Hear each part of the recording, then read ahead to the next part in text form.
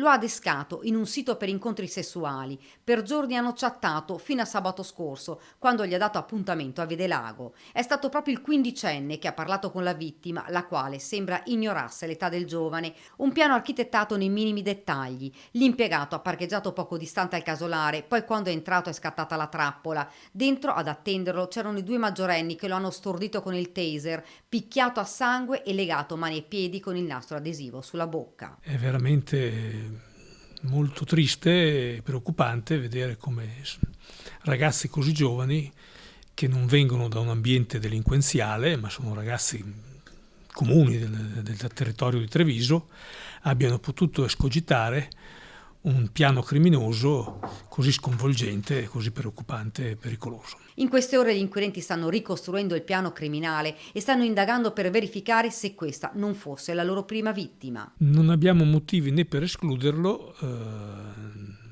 neanche per confermare che ci siano precedenti casi.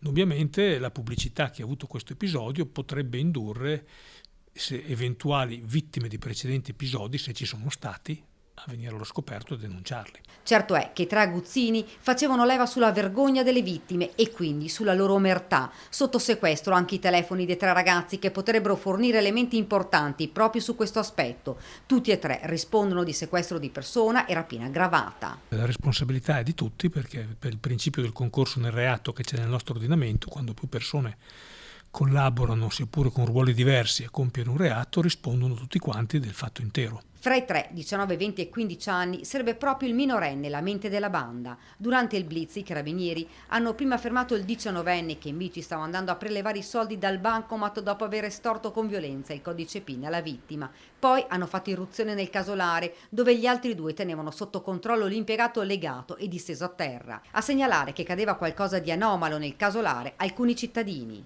Immediato l'intervento dei militari dell'Arma. È stato veramente importantissimo sì il controllo sociale del territorio, perché chi ha segnalato la situazione sospetta ai carabinieri è sicuramente un cittadino meritevole, e poi anche i carabinieri che hanno saputo intervenire con tempestività e professionalità e stroncare questo episodio praticamente prima che potesse arrivare a conseguenze peggiori, liberando la vittima.